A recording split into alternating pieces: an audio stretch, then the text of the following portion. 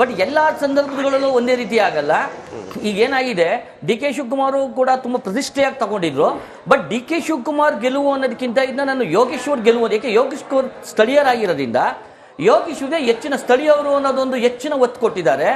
ಆದರೆ D K Shivakumar ಪಾತ್ರ ಇದೆ. ಆದರೆ ನಾನೊಂದು ಹೇಳೋದೇನೆಂದರೆ, ಈಗೆಲ್ಲ ಮಾತಾಡ್ತಾ ಇರೋದೇನೋ ಈ ದೊಡ್ಡ ದೊಡ್ಡ ಹಗರಣಗಳೇನಿದೆ, ವಾಲ್ಮೀಕಿ ಹಗರಣ ಇರ್ಬೋದು, ಮೂಢ ಹಗರಣ ಇರ್ಬೋದು, ಈ ಹಗರಣಗಳು ಯಾವುದು ಏನು ಫೇಲ್ ಆಗಲ್ಲ. ಕೋರ್ಟ್ನಲ್ಲಿ ಏನು ಇವ್ರ ಮೇಲೆ ಸಿದ್ದರಾಮಯ್ಯನವ್ರ ಮೇಲೆ ಇದೆಯೋ ಅದು ಖಂಡಿತ ಕಂಟಿನ್ಯೂ ಆಗುತ್ತೆ. ಇಡಿ ಬರಬಹುದು ಬರದೇ ಇರ್ಬೋದು ಅನ್ನೋದು ಬರಲ್ಲ. ಈಗ ಆಲ್ರೆಡಿ ಹೈಕೋರ್ಟ್ನಲ್ಲಿ ತನಿಖೆಗೆ ಲೋಕಾಯುಕ್ತ ತನಿಖೆ ಕೊಟ್ಟಿದ್ದಾರೆ. ಲೋಕಾಯುಕ್ತ ತನಿಖೆ ಸ್ವತಃ ತಾವು ಏನು ಸಿಂಗಲ್ ಬೆಂಚಲ್ಲಿ ನಾಗಭೂಷಣ್ ಅವ್ರು ಕೊಟ್ಟಿದ್ದಾರೆ ಅಂತ ತಾವು ನೋಡ್ಬೋದು. ನಾನು ಕೂಡ ಸ್ಟಡಿ ಮಾಡ್ಕೊಂಡು ಬಂದಿದ್ದೀನಿ, ಕಂಪ್ಲೀಟ್ ಆಗಿ ಗೊತ್ತೀನಿ. 100% ಸನ್ಮಾನ್ಯ ಸಿದ್ದರಾಮಯ್ಯನವರು ನೂರಾರು ತಪ್ಪುಗಳು ಮಾಡಿದ್ದಾರೆ, ಒಂದು ಎರಡಲ್ಲ. ನೀವು ಕಂಪ್ಲೀಟ್ ಜಡ್ಜ್ಮೆಂಟ್ ಆ ಕಾಪಿ ಓದ್ಬಿಟ್ರೆ ನಿಜವಾಗ್ಲೂ ಸನ್ಮಾನ್ಯ ಸಿದ್ದರಾಮಯ್ಯರು ಇಂಥ ಒಂದು ತಪ್ಪು ಮಾಡಿದ್ದಾರೆ ನಾನು ಕೂಡ ನಂಬಲ್ಲ. ಖಂಡಿತವಾಗ್ಲೂ ನನಗೆ ನೋಡಿ ನನಗೆ ಗಾಬರಿ ಆಯಿತು. ಏಕೆಂದರೆ ಯಾವ ಭೂಮಿ ಇಲ್ವೋ ಡಿನೋಟಿಫೈ ಅವ್ರು ಹೇಳ್ತಾರೆ ಒಬ್ಬ ಮೂಢ ಅಧ್ಯಕ್ಷ. ಬಟ್ ಮತದಾರ ಇದನ್ನೆಲ್ಲ ಸೀರಿಯಸ್ ಆಗಿ ನಾನು ಸೂರ್ಯ ಮುಕುಂದರಾಜ್ ಅವ್ರನ್ನ ರಿಲೀವ್ ಮಾಡಬೇಕು.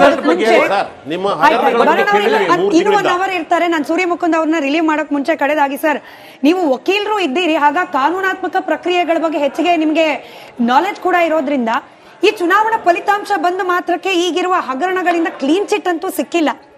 ನಾವು ಅವತ್ತಿಂದ ಹೇಳ್ತಿರೋದೇನು ಅಂದ್ರೆ ಮೂಢ ಅನ್ನೋದು ಹಗರಣ ಅಲ್ಲ, ಇವ್ರು ಮಾಡ್ತಾ ಇರೋ ಒಂದು ಆರೋಪಗಳಷ್ಟೇ. ಅವ್ರ ಪಾಪ ಜಡ್ಜ್ಮೆಂಟ್ ಕಾಪಿನಲ್ಲಿ ಎಲ್ಲ ಪರ ಮತ್ತೆ ವಿರೋಧ ಇಬ್ರು ಆರ್ಗ್ಯೂಯಿಂಗ್ ಕೌನ್ಸಿಲ್ಗಳು ಏನು ಆರ್ಗ್ಯುಮೆಂಟ್ ಮಾಡಿರ್ತಾರೆ, ನ್ಯಾಯಮೂರ್ತಿಗಳು ಅದನ್ನೆಲ್ಲ ತಗೊಂಡ್ಬಂದಿರ್ತಾರೆ. ಆರ್ಗ್ಯುಮೆಂಟ್ಸ್ ಅಲ್ಲಿ ಮಾಡಿರುವಂತ ಆರೋಪಗಳನ್ನ ಓದ್ಕೊಂಡ್ಬಂದ್ಬಿಟ್ಟು ನ್ಯಾಯಮೂರ್ತಿಗಳು ಹೇಳ್ತಾ ಇದಾರೆ ಅಂತ ಹೇಳೋದಲ್ಲ. ಡಾಕ್ಯುಮೆಂಟ್ ಸುಳ್ಳು ಹೇಳಲ್ಲ. ಇರಿ ಒಂದ್ ನಿಮಿಷ, ನಾನು ಓಡ್ತಾ ಇದ್ದೀನಿ, ನೀವೇ ಮಾತಾಡ್ಕೊಂಡಿರಿ. ಸೊ ಈ ರೀತಿ ಮೂಢ ಅನ್ನೋದು ಇವ್ರು ಮಾಡಿರುವಂತ ಪ್ರಕರಣ 2021-22 ಇವರೇ ಸೈಟ್ ಕೊಟ್ಟಿರೋದು. ಈಗಾಗಲೇ ಅದ್ರ ಬಗ್ಗೆ ತುಂಬಾ ಚರ್ಚೆ ಆಗೋಗಿದೆ. ಒಬ್ಬ ಹಿಂದುಳಿದ ವರ್ಗದ ನಾಯಕ ಸಿದ್ದರಾಮಯ್ಯ ಅವ್ರನ್ನ ಈ ರೀತಿ ಅವಹೇಳನ ಮಾಡುವಂಥದ್ದು, ಆರೋಪಗಳಲ್ಲಿ ಸಿಲುಕಿಸುವಂಥದ್ದು, ಅವರ ಸಮಾಜವಾದಿ ಹೋರಾಟ ಏನ್ ಬಂದಿತ್ತು, ರೈತ ಸಂಘದ ಚಳುವಳಿ ಏನಿತ್ತು, ಪ್ರಗತಿಪರ ಚಳುವಳಿಗಳಲ್ಲಿ ಏನಿದ್ರು, ಇವತ್ತು ಜನ ಅದನ್ನ ಗಮನಿಸಿದ್ದಾರೆ. ಸಿದ್ದರಾಮಯ್ಯ ಅವರ ಕ್ಯಾರೆಕ್ಟರ್ಗೆ ಮತ್ತೆ ಅವರ ವ್ಯಕ್ತಿತ್ವಕ್ಕೆ ಮಸಿ ಬೆಳೆಯುವಂತ ಇದನ್ನ ಒಪ್ಪೋದಿಲ್ಲ ಅಂತ ಹೇಳಿ ಈ ತೀರ್ಪು 3 ಕಡೆ ಒಂದು ಅಲ್ಪಸಂಖ್ಯಾತ ಅಭ್ಯರ್ಥಿಗೆ ಚನ್ನಪಟ್ಟಣದ ಹೇಳಿ ಸರ್, ಚನ್ನಪಟ್ಟಣದ ಗೆಲುವು ಇದು ಡಿ ಕೆ ಶಿವಕುಮಾರ್ ಅವರ ಗೆಲುವ ಅಥವಾ ಸಿದ್ದರಾಮಯ್ಯನವರ ಗೆಲುವ? ಪಕ್ಷದ ಅಧ್ಯಕ್ಷರಾಗಿ ಡಿ ಕೆ ಶಿವಕುಮಾರ್ ಅವ್ರದ್ದು, ಮುಖ್ಯಮಂತ್ರಿಗಳಾಗಿ ಸಿದ್ದರಾಮಯ್ಯ ಅವ್ರದ್ದು, ಮತ್ತೆ ನಮ್ಮ ಡಿ ಕೆ ಸುರೇಶ್ ಅವರು ಏನಲ್ಲಿ ಕೆಲಸವನ್ನ ಮಾಡಿದ್ರು, ಅವರು MP ಆಗಿ ಇವರ 3 ಜನ ಮತ್ತೆ ಪಕ್ಷದ ಕಾರ್ಯಕರ್ತರು ಸಂಘಟಿತವಾಗಿ ಹೋರಾಟವನ್ನ ಮಾಡಿದೀವಿ. ಕುಮಾರಸ್ವಾಮಿ ಮತ್ತೆ ದೇವೇಗೌಡರು ಕುಟುಂಬ ಮುಕ್ತ ಆಗಿದೆ. ಹಾಸನದಲ್ಲೂ ಕೂಡ ದೇವೇಗೌಡರು ಮತ್ತೆ ಕುಮಾರಸ್ವಾಮಿಯ ಕುಟುಂಬ, ರೇವಣ್ಣ ಕುಟುಂಬ ಮುಕ್ತ ಆಗಿತ್ತು.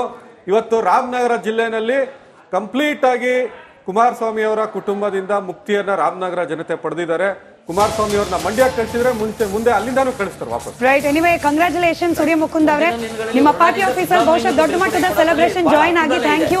ಒಂದು ಬ್ರೇಕಿಂಗ್ ಅಪ್ಡೇಟ್ ಸರ್, ಮತ್ತೆ ವಾಪಸ್ ಬರ್ತೀನಿ. ತಮ್ಮನ ಸೋಲಿಗೆ ಚನ್ನಪಟ್ಟಣದ ಗೆಲುವಿನ ಮೂಲಕ ಡಿ ಕೆ ಶಿವಕುಮಾರ್ ಅವರು ಒಂದು ತೀರಿಸ್ಕೊಂಡು ಹೇಳ್ಬೋದು, ಗೊತ್ತಿಲ್ಲ ಅದನ್ನ ಹಂಗ್ ವಿಶ್ಲೇಷಣೆ ಮಾಡ್ಬೋದೋ ಇಲ್ಲೋ ಅಂತ ಹೇಳಿ. ಬಟ್ ಒಂದು ಸಮಾಧಾನ ಅಂತೂ ಆಗಿರುತ್ತೆ ತಕ್ಕ ಮಟ್ಟಿಗೆ. ಡಿ ಕೆ ಶಿವಕುಮಾರ್ ಅವರಿಗೆ CPY ಗೆಲುವಿಗೆ ಕಾರಣವಾಯ್ತಾ ಅನುಕಂಪ, ಅನೇಕ ಆಯಾಮಗಳು ಇನ್ನು ಮುಂದೆ ತೆರೆದುಕೊಳ್ತಾ ಹೋಗುತ್ತೆ. ಸತತವಾಗಿ 2 ಬಾರಿ ಸೋಲನ್ನ ಕಂಡಿದ್ರು CP ಯೋಗೇಶ್ವರ್ ಅವರು. ಇದು ಕೂಡ ಪ್ಲಸ್ ಆಗಿ ಪರಿಣಮಿಸಿರುವ ಸಾಧ್ಯತೆ ಇದೆ CP ಯೋಗೇಶ್ವರ್ ಅವರ ಗೆಲುವಿಗೆ. ಹೇಗೆ ನೋಡ್ತೀರಿ ಈಗ? ಒಂದ್ ಬಾರಿ ಅಶೋಕ್ ಗೌಡ್ರ ಹತ್ರ ಒಂದು ರಿಯಾಕ್ಷನ್ ತಗೊಂಡ್ ಬಂದ್ಬಿಡೋಣ. Opening remarks. ಅಶೋಕ್ ಗೌಡ್ರೆ, ವಿಶ್ವಾಸ ಅಂತೂ ಇತ್ತು, ಅಟ್ ಲೀಸ್ಟ್ ರಿಟೈನ್ ಮಾಡ್ಕೊಳ್ಬಹುದು ಇರೋದು ಒಂದು ಕ್ಷೇತ್ರ, ಯಾಕಂದ್ರೆ ಭದ್ರಕೋಟೆ ಶಿಗ್ಗಾವಿ ಅಲ್ಲೂ ಕೂಡ ಕಳೆದುಕೊಳ್ಳುವಂಥದ್ದು ಏನಾಗಿರಬಹುದು? What went wrong? ನೋಡಿ, 3ಕ್ಕೆ 3 ಸಹ ನಾವು ಗೆಲ್ತೀವಿ ಅಂತಕ್ಕಂತಹ ವಿಶ್ವಾಸ ಇತ್ತು. ಹೌದು, ಈಗಾಗಲೇ ಆಲ್ಮೋಸ್ಟ್ ರಿಸಲ್ಟ್ ಇನ್ನೇನು ಕ್ಲೋಸಿಂಗ್ ಟೈಮ್ ಬಂದಿದೆ. ನಾವು 3 ಕಡೆ ನಮ್ಮ NDA ಅಭ್ಯರ್ಥಿಗಳು ಸೋಲನ್ನು ಕಂಡಿರ್ತಕ್ಕಂತಹದ್ದು ಸತ್ಯ. ಆದರೆ ಇದಕ್ಕೆ ಹೇಗೆ ವಿಶ್ಲೇಷಣೆನ ಆಗ್ಲೇ ಒಂದು ಮಾಧ್ಯಮದಲ್ಲಿ ಸಂಜಯ್ ರಾವತ್ ಅವರು ಕೊಡ್ತಾ ಇದ್ರು, ದುಡ್ಡಿನ ಹೊಳೆ ಹರಿದು ಬಿಟ್ಟಿದೆ ಹಾಗೆ ಹೀಗೆ ಅಂತೇಳಿ. ಹಾಗಾದ್ರೆ ಸಂಜಯ್ ರಾವತ್ ಮತ್ತು ಈ ಇಂಡಿಯಾ ಕೂಟ I.N.D.I.A. ಏನು ಕೂಟ ಇದೆ ಅದರ ನಾಯಕರುಗಳಿಗೆ ನಾನು ಎಲ್ಲ ಕೇಳಲಿಕ್ಕೆ ಇಷ್ಟಪಡ್ತೇನೆ, ಇನ್ಕ್ಲೂಡಿಂಗ್ ಸಿದ್ದರಾಮಯ್ಯನವರು ಮತ್ತು ಡಿ ಕೆ ಶಿವಕುಮಾರ್ ಸಹ. ಹೀಗೆ ಕರ್ನಾಟಕದಲ್ಲೂ ಸಹ 3 ಚುನಾವಣೆಗಳಲ್ಲೂ ಸಹ ದುಡ್ಡಿನ ಹೊಳೆ ಹರಿದಿದೆಯೇ. ಅದರಿಂದಾಗಿ ಏನು ಒಂದು ಚರ್ಚೆ ನಡೀತಿತ್ತು ಚನ್ನಪಟ್ಟಣದಲ್ಲಿ, ಓಟ್ಗೆ 6,000 ರೂಪಾಯಿ 7,000 ರೂಪಾಯಿ ಕೊಡ್ತಾ ಇದ್ದಾರೆ, ತಲಾ ಒಂದು ಮನೆಗೆ 40,000 ಇಂದ 50,000 ರೂಪಾಯಿ ಕೊಡ್ತಾ ಇದ್ದಾರೆ, ಅದ್ರ ಜೊತೆಗೆ ಒಂದು ಕೋಳಿ ಹುಂಜ ಕೊಡ್ತಾ ಇದ್ದಾರೆ, ಇಲ್ಲ ಕುರಿ ಕೊಡ್ತಾ ಇದ್ದಾರೆ ಅಂತ, ಇದೆಲ್ಲ ಸತ್ಯವೇ ಅಂತಕ್ಕಂಥ ಅಂತಕ್ಕಂಥ ಕ್ಲಾರಿಫಿಕೇಶನ್ ಸಿದ್ದರಾಮಯ್ಯ ಮತ್ತು ಡಿ ಕೆ ಶಿವಕುಮಾರ್ ಅವರು ಇವತ್ತು ಕೊಡಬೇಕು ಒಂದು ಕರ್ನಾಟಕ ಜನತೆಗೆ. ಚನ್ನಪಟ್ಟಣದಲ್ಲಿ ಶಿಗ್ಗಾವಿನಲ್ಲೂ ಸಹ ಹಾಗೆ ಏನು ಹಗರಣಗಳನ್ನ ಮಾಡಿ PWD ದುಡ್ಡು ಎಲ್ಲ ತೆಗೆದುಕೊಂಡು ಹೋಗಿ ಸತೀಶ್ ಜಾರಕಿಹೊಳಿ ಅವರು ಶಿಗ್ಗಾವಿನಲ್ಲಿ ಕೂತಿದ್ರು. ಹಾಗೇನೇನೆ ಸಂಡೂರಲ್ಲೂ ಸಹ ಏನು ಕಾಂಗ್ರೆಸ್ನ ಎಲ್ಲ ಹಿರಿಯ ನಾಯಕರುಗಳು ತುಕಾರಾಮ್ ಅವ್ರನ್ನ ಗೆಲ್ಲಿಸೋದ್ರಲ್ಲಿ ST ಅಭಿವೃದ್ಧಿ ಮಂಡಳಿಯ ದುಡ್ಡನ್ನು ಉಪಯೋಗಿಸಿದ್ರು. ಹಾಗೆ ಅನುಪಮಾ ತುಕಾರಾಮ್ನ ಗೆಲ್ಲಿಸಲಿಕ್ಕೆ ಯಾವ ದುಡ್ಡನ್ನ ಹಗರಣದ ದುಡ್ಡನ್ನು ಉಪಯೋಗಿಸಿದ್ರ ಅಂತಕ್ಕಂಥ ಕ್ಲಾರಿಫಿಕೇಶನ್ ಇವತ್ತು ಸಿದ್ದರಾಮಯ್ಯ ಮತ್ತು ಡಿ ಕೆ ಶಿವಕುಮಾರ್ ಅವರು ಕರ್ನಾಟಕ ಜನತೆ ಕೊಡಬೇಕು ಅಂತ ಹೇಳಿ ನಾನು ಒಂದು ರಿಕ್ವೆಸ್ಟ್ ಮಾಡ್ತಾನೆ. ಎರಡನೇದು ನೋಡಿ, ಅತ್ಯಂತ ಪ್ರಮುಖವಾಗಿ ಕರ್ನಾಟಕದಲ್ಲಿ ಇವತ್ತು ನಾವು ನೋಡ್ಕೊಂಡ್ ಬಂದಿದ್ದೀವಿ ಎಲ್ಲಾ ಚುನಾವಣೆಗಳು ಆಡಳಿತಾರೂಢ ಪಕ್ಷಗಳಿಗೆ ಒಂದು ಎಡ್ಜ್ ಇರ್ತದೆ. ಆ ಎಡ್ಜು ಪ್ರಾಬಬಲಿ ಇತ್ತು ಅನ್ನತಕ್ಕಂತಹ ಒಂದು ವಿಚಾರ.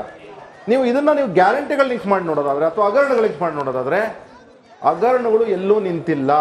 ಹಗರಣಗಳು ಇವತ್ತಿಗೂ ಸಹ ನನ್ನ ಕಾರಿನಲ್ಲೇನೆ ಸಹ ಎಕ್ಸೈಸ್ ಡಿಪಾರ್ಟ್ಮೆಂಟ್ನ CL2 ರಿಲೇಟೆಡ್ ಹಗರಣ ಏನಿದೆ ನನ್ನ ಕಾರಿನಲ್ಲೇ ಇದೆ. ಆ ಫೈಲ್ನು ಸಹ ಇನ್ನು ಬಟಾ ಬೈಲ್ ಮಾಡ್ತಕ್ಕಂಥ ಕೆಲಸನ ಕೆಲವೇ ಗಂಟೆಗಳಲ್ಲಿ ನಾವು ಮಾಡ್ತೇವೆ. ಬಟ್ ಮತದಾರರು ಇದ್ರ ಬಗ್ಗೆ ತಲೆನೇ ಕೆಡಿಸ್ಕೊಂಡಿಲ್ವಲ್ಲ ಅಶೋಕ್ ಗೌಡ್ರೆ? ಅಂದ್ರೆ ಬಿಜೆಪಿ ವಿರೋಧ ಪಕ್ಷವಾಗಿ ಕೊಟ್ಟ ನರೇಟಿವ್ ಅನ್ನು ತಿರಸ್ಕರಿಸಿದ್ದಾನೆ ಮತದಾರ. ನಮ್ಮ ನರೇಟಿವ್ನ ಮತದಾರ ಏನಿದ್ದಾರೆ ಅದನ್ನ ಸ್ವೀಕೃತ ಮಾಡಿದ್ದಾರೆ. ಆದ್ರೆ ಚುನಾವಣೆ ತಂತ್ರಗಾರಿಕೆಗಳೇನಿವೆ ಅದನ್ನಲ್ಲಿ ನಾವೆಲ್ಲ ಒಂದ್ ಕಡೆ ಇನ್ನೂ ಒಂದು ಎಡ್ಜ್ ಮುಂದೆ ಹೋಗ್ಬೇಕಿತ್ತು. ತಂತ್ರಗಾರಿಕೆ ಅಂದ್ರೆ ಏನು? ನೀವ್ ಹೇಳ್ದಂಗೆ ದುಡ್ಡು ಹರಿಸಬೇಕಿತ್ತು ಅಂತಲಾ? ಎನಿವೆ, ಕಾಂಗ್ರೆಸ್ನ ಹ್ಯಾಟ್ರಿಕ್ ಗೆಲುವು, ಫ್ರೀ ಯೋಜನೆಗಳು ಕಾಂಗ್ರೆಸ್ನ ಕೈ ಹಿಡಿತ. ಫ್ರೀ ಯೋಜನೆಗಳು ಅಂತ ಹೇಳಿ ಕರೆದ್ರೆ ಅದನ್ನ ಕೆಲವರು ಆಕ್ಷೇಪಣೆ ಮಾಡೋರಿದ್ದಾರೆ. ಗ್ಯಾರಂಟಿಗಳು ಇನ್ಫ್ಯಾಕ್ಟ್ ಹೇಳೋದಾದ್ರೆ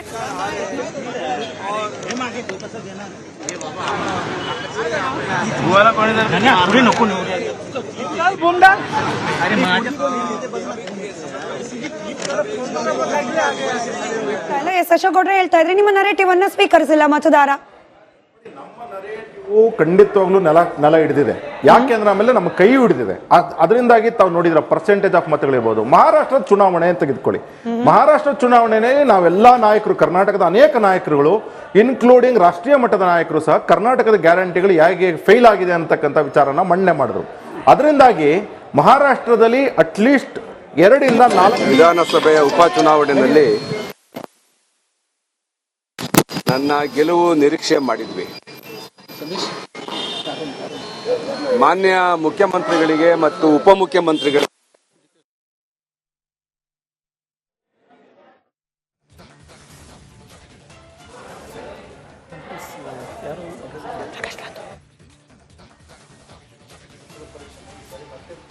ಕ್ಷಣಗಳಲ್ಲಿ ನಿಮ್ಮ ಮುಂದೆ ಇಡುವ ಪ್ರಯತ್ನವನ್ನ ಮಾಡ್ತೀವಿ. ಸಾರಿ ಸರ್, ಕಂಟಿನ್ಯೂ ಮಾಡಿ ಅಶೋಕ್ ಗೌಡ್ರೆ. ನಮ್ಮ ಏನ್ ನರೇಟಿವ್ ಇತ್ತು ಆ ನರೇಟಿವ್ ಇವತ್ತಿಗೂ ಸಹ ಜನಗಳ ಮನಸ್ಸಿನಲ್ಲಿ ಕೂತಿದೆ. ಮತ್ತು ಕಾಂಗ್ರೆಸ್ನ ಕರ್ನಾಟಕದಲ್ಲಿ ನಡೀತಿರ್ತಕ್ಕಂಥ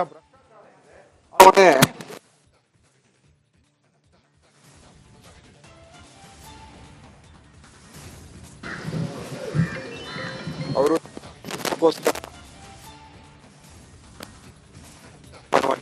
ಗೃಹಲಕ್ಷ್ಮಿ ಇರ್ಬೋದು, ಗೃಹ ಜ್ಯೋತಿ ಇರ್ಬೋದು, ಇನ್ ಸ್ಪೆಸಿಫಿಕ್ ಗೃಹ ಜ್ಯೋತಿ ತುಂಬಾ ಜನ ಗೊತ್ತಿಲ್ಲ ಅನ್ಸುತ್ತೆ. ನಾನೊಬ್ಬ ರೈತರ ಕುಟುಂಬದಿಂದ ಬರ್ತಕ್ಕಂಥ ವ್ಯಕ್ತಿ. ಮನೆಗೆ ಮತ್ತು ದಂತಕೊಟ್ಟಿಗೆಗೆ ಎರಡಕ್ಕೂ ಸಪರೇಟ್ ಬಿಲ್ ಅಳವಡಿಸಿ ಅಂತಕ್ಕಂತಹ ಒಂದು ಅಂತಹ ಸರ್ಕಾರ ಬಂದಿದೆ ಅಂತ ಹೇಳಿ ಜನ ತಲೆ ಚಚ್ಕೊಂತಿದ್ದಾರೆ. ಕುರಿ 4 ಕುರಿ ಸಾಕೊಂಡಿದ್ದೀನಪ್ಪ ಅಂದ್ರೆ ನೋಡಿ, 3 ಬೈ ಎಲೆಕ್ಷನ್ ನಲ್ಲಿ 9,000 ಬಾಬು, 3 ಚುನಾವಣೆಯಲ್ಲಿ 9,000 ವೋಟ್ ಜಾಸ್ತಿ ಬಂದಿದ್ದಕ್ಕೆ ಜನಗಳು ನೋವೇನಿದೆ ಅದು ಮರ್ತಿಲ್ಲ. ಹೆಣ್ಮಕ್ಳ ಹತ್ಯೆ ಏನಿದೆ ಅದು ನಿಂತಿಲ್ಲ. ರೈತರ ಆತ್ಮಹತ್ಯೆ ಏನಿದೆ ನಿಂತಿಲ್ಲ. ಅಧಿಕಾರಿಗಳ ಆತ್ಮಹತ್ಯೆ ಏನಿದೆ ನಿಂತಿಲ್ಲ. ಈಗ ಚುನಾವಣೆಗಳಲ್ಲಿ ಯಾವುದೋ ಒಂದು ಚುನಾವಣೆಯಲ್ಲಿ ಒಂದು ಪಕ್ಷ